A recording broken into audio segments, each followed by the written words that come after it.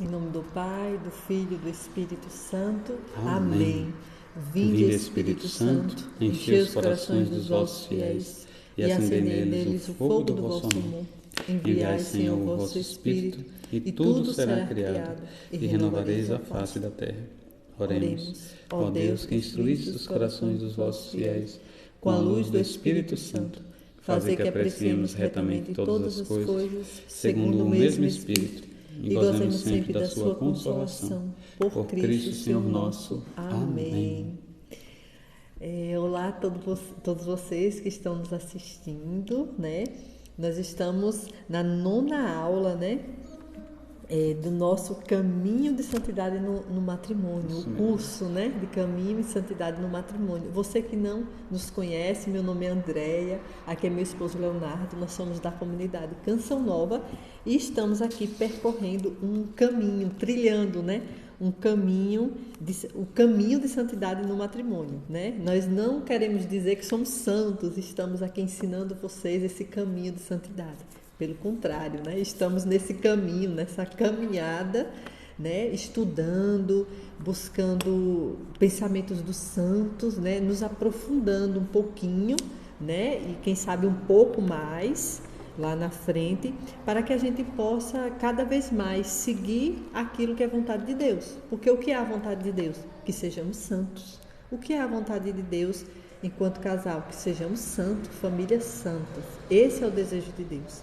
E nessa 9ª aula, nós estamos falando sobre o sacramento do matrimônio, né? Então, nós vamos dar continuidade. Nós começamos na aula passada falando do sacramento que Jesus não mudou nada dos planos de Deus. Ele simplesmente, quando ele nas bodas de Caná, ele antecipa o seu primeiro sinal, o seu primeiro milagre. O catecismo da igreja nos diz que ali ele está confirmando o matrimônio como uma realidade boa, elevando o matrimônio ao status de sacramento. E aí o sacramento é esse sinal, essa expressão do amor, como a gente viu na aula passada. A gente deve viver buscando essa realidade de o relacionamento de um com o outro, seja o relacionamento espiritual, o amor espiritual, seja o amor da doação dos corpos, devem exprimir o amor de Deus para com o homem, o amor de Cristo para com a sua igreja. Essa é a dignidade do matrimônio, esse é o tamanho da importância do matrimônio. Então, a gente está vendo um pouco algumas realidades trazidas por Hugo de São Vítor, que foi um teólogo lá do século XI e XII, lá na França, e ele trouxe ele refletiu sobre muitos assuntos. Beato, né? Beato da Igreja Católica, foi bispo, e ele traz algumas realidades sobre o matrimônio. Você lê aqui, meu amor? O matrimônio cristão anuncia que não só o indivíduo, mas também o casal, na sua realidade física, intelectiva, afetiva e espiritual, foi capacitado para participar no mistério do reino de Deus que chega. Sempre havia, né, houve por muito tempo a inclinação de que a vocação ao matrimônio era uma vocação menor e por isso não dava para ser santo. Dava para você simplesmente ter seus filhos, educá-los, para quem sabe eles quererem viver uma vocação religiosa, ao sacerdócio, porque aí sim é uma vocação de santidade, mas porque vive a realidade que era tida como impura ou não muito desejável do ato sexual, tinha essa imagem, né, de que o matrimônio era meio que um mal necessário, mas que você não era uma vocação superior, não era uma vocação excelente, você não podia ser santo. E aqui ele está dizendo que não. O matrimônio cristão anuncia que não é só o indivíduo. Então, eu quero ser santo, então eu não vou casar. Eu vou ser um eremita, vou ser um padre, vou para um mosteiro, vou seguir uma vocação religiosa, mas não só o indivíduo, mas também o casal. E aí ele faz questão de esclarecer, né? O casal na sua realidade física, porque existe a realidade física do casamento, intelectiva, então no meu pensamento, no dom que Deus me deu da inteligência, afetiva, então o meu afeto pela minha esposa não vai atrapalhar o meu caminho de santidade. Não deve atrapalhar, pelo contrário, ele favorece. E é espiritual. Então, se eu vivo um matrimônio cristão como ele deve ser vivido, buscando Deus, né? Essas realidades todas favorecem e não atrapalham.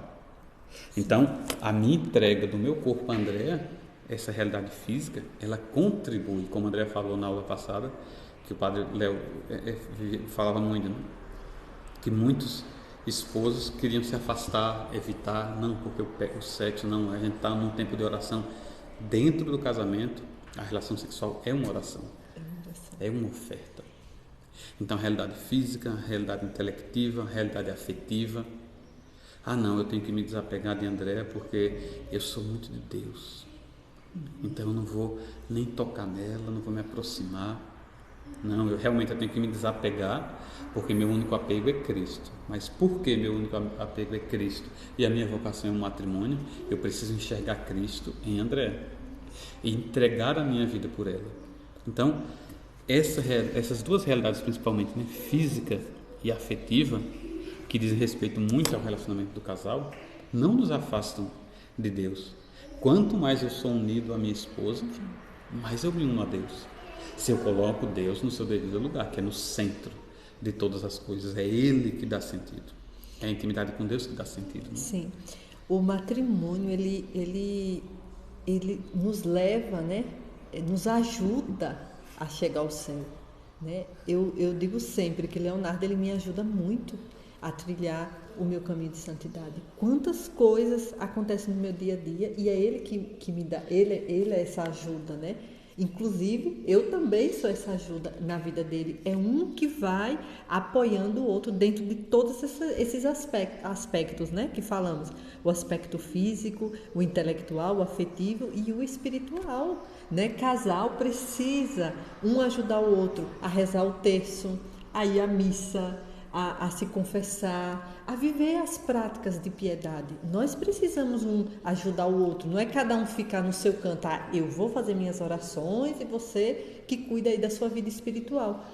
Sim, tem as particularidades, né? Mas eu posso ajudar o outro, né? Eu vejo muito isso aqui em casa é tudo muito nítido para nós, né? Um vai ajudando o outro, até na hora que a gente vai por exemplo, assistir um filme de santo, né? Eu peço muita indicação a Léo. Ontem eu estava assistindo um que eu escolhi, aí Léo também já estava assistindo comigo, que era o filme de São Francisco de Assis. Não, Santo Antônio. Santo Antônio. Santo Antônio de Pádua. Santo Antônio de Pádua, né? O filme de Santo Antônio de Pádua. Aí dali ele já foi também assistindo comigo, a gente já começou a conversar sobre a espiritualidade de Santo Antônio, né?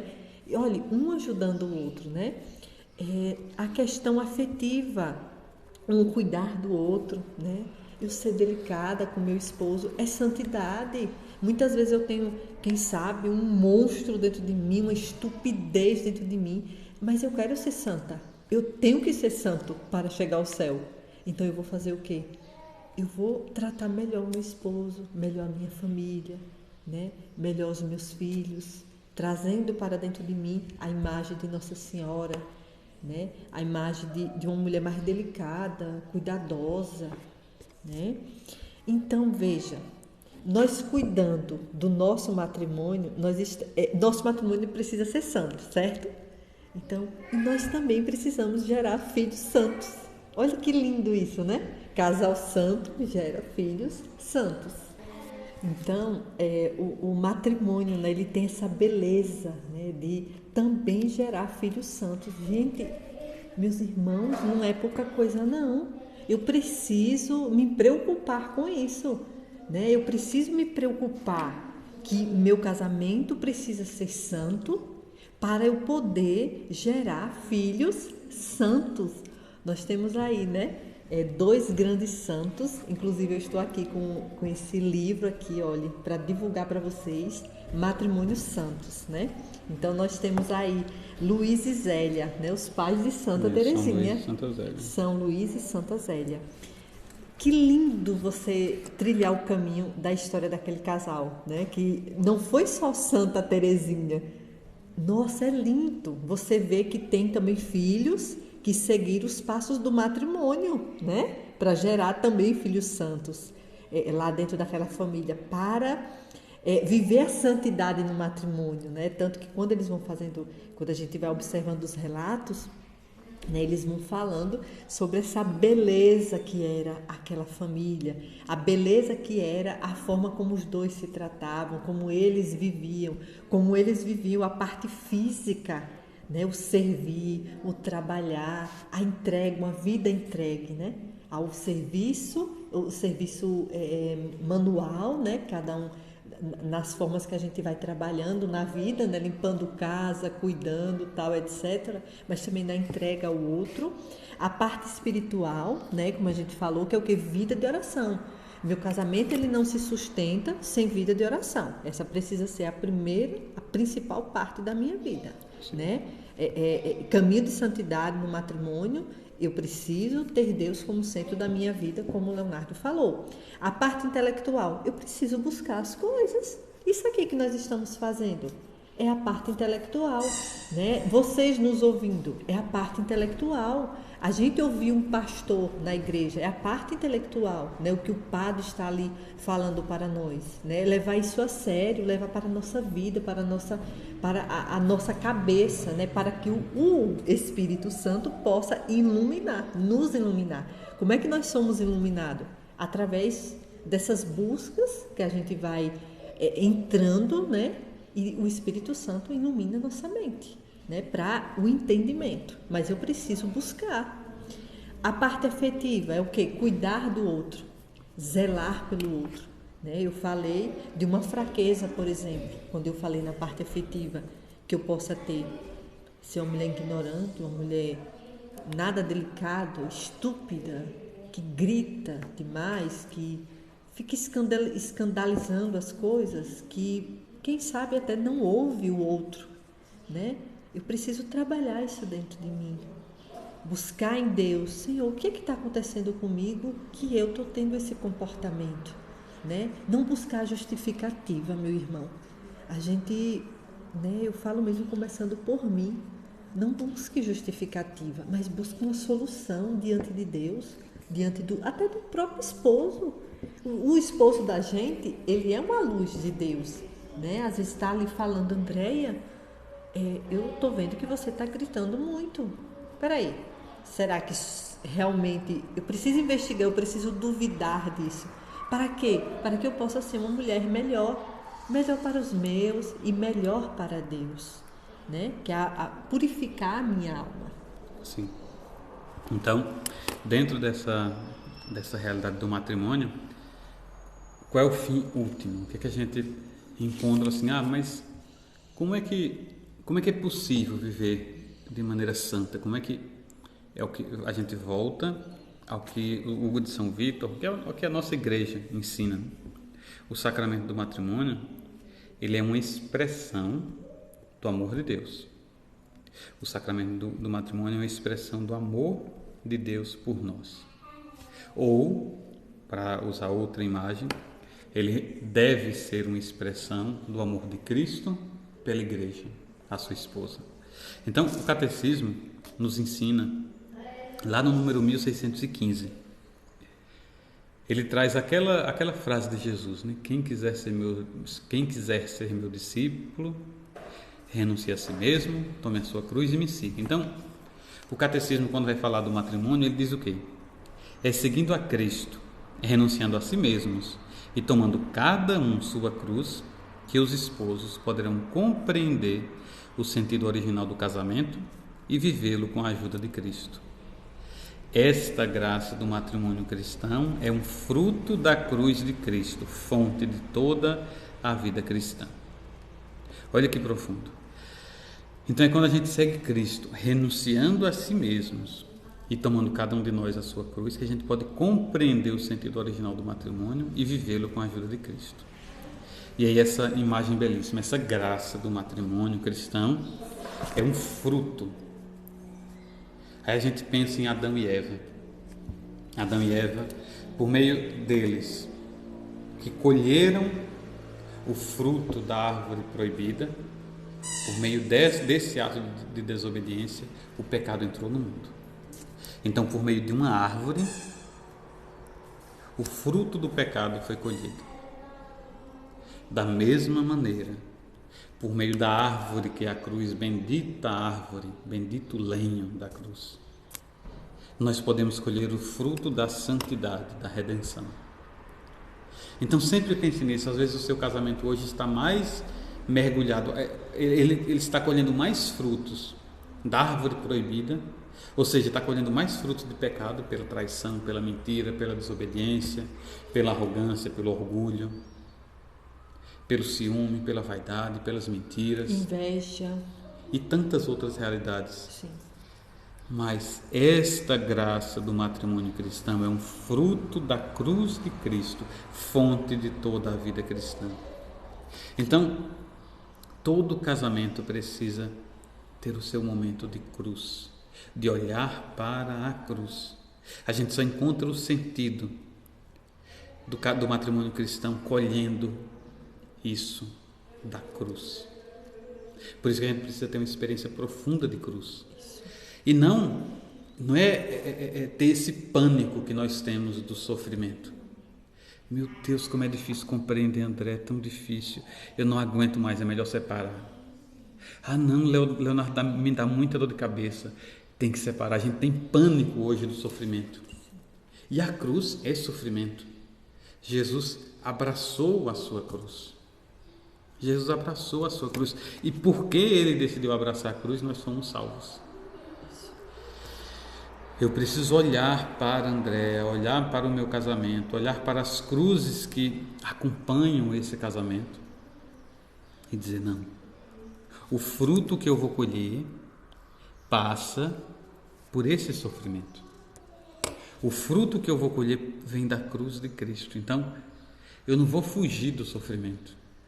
Não é que eu vá amar sofrer em si, não, eu amo o sofrimento que vem de Deus, que Deus permite na minha vida, pelos frutos que eu posso colher desse sofrimento.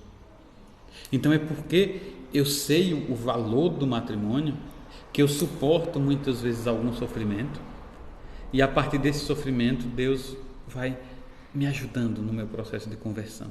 A graça de Deus vai agindo em mim e eu vou me convertendo, e sou capaz de amar mais a minha esposa, sou capaz de amar mais a Deus. Então toda graça para o matrimônio, ela vem da cruz. Ele vem da cruz de Cristo. Então a gente precisa ter essa clareza também, de que o nosso matrimônio só tem sentido quando a gente olha para a cruz. Nós estamos gravando essa aula, ela só vai ser publicada no Instagram daqui a acho que uns 2 meses, né? Tem uma aula por semana. Mas nós estamos gravando na semana da Quaresma. Então a gente tem refletido muito sobre isso, sobre a cruz. Aproxima-se a sexta-feira da paixão. Isso. Como é que a gente tem buscado viver dentro do matrimônio essa realidade da cruz? Aí a gente passa a pergunta para você, meu irmão. Como é que você, no seu casamento, tem encarado a cruz? Você tem fugido, suplicado a Deus: meu Deus, por favor, não me deixe sofrer, não me deixe sofrer, não me deixe sofrer? Ou você tem pensado: meu Deus, se Deus está permitindo esse sofrimento dentro do meu casamento, que fruto de conversão eu posso colher daqui? Claro, eu quero parar de sofrer, mas até parar de sofrer, o que é que eu posso colher de fruto de conversão? Para eu amar mais a minha esposa, para eu amar mais os meus filhos, mas principalmente para eu amar mais a Deus, porque é amando mais a Deus que eu amo todos os outros. Pensemos sobre isso. O nosso casamento precisa imitar o casamento entre Cristo e a igreja. Ou seja, é preciso amar, amar, amar. E não é um ato só. São pequenos atos continuados, a vida inteira, a vida inteira, a vida inteira. 19 anos de casamento. Sim. E a gente continua aprendendo a se amar. Aprendendo. Todos os dias, os atos mais insignificantes aos atos maiores. Às vezes Deus exige um ato maior. Sim, sim. Um perdão mais difícil, uma renúncia mais exigente. Mas na grande maioria das vezes não, são atos pequenos. Que a gente corre o risco de desprezar e não colhe a graça. Então o casamento é isso, são pequenos atos, né? Eu costumo falar aqui em casa, fala para Léo, né? Que cada vez que a gente vai mergulhando nesse mistério que é o outro, né? E o próprio mistério de Deus, a gente sobe uma escadinha, ou uma escadinha não, sobe um degrau, né? Um degrauzinho, né? Então, às vezes a gente olha e diz assim, meu Deus, mas eu só consegui um degrauzinho. Mas é esse degrauzinho tão pequenininho, às vezes tão insignificante, né? Que é isso que Deus está querendo para você. Minha filha, avance mais um pouquinho. Olha aí, mais um degrauzinho, né? Quem sabe seu casamento está paralisado, né? Pelo ódio, pelo rancor, né? Você, quem sabe, está passando algum sofrimento, né? De traição. Olhe para a cruz de Cristo, né? Pergunte a Deus, busque resposta através de Deus, através do próprio Cristo que morreu na cruz, que se entregou por você, se entregou por mim numa cruz, né? E que a gente possa mesmo, encerrando esse momento, a gente possa mesmo pedir ao próprio Deus que Ele possa cuidar dos nossos matrimônios, pedir a graça ao Senhor. Nós precisamos dessa graça, porque sem ela, Jesus, sem a tua graça, a gente não consegue te seguir. Nós não conseguimos, porque é um plano divino.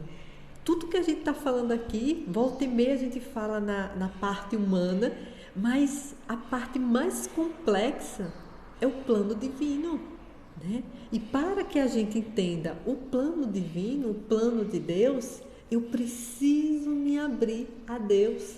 Eu preciso, como diz aqui no catecismo, renunciar.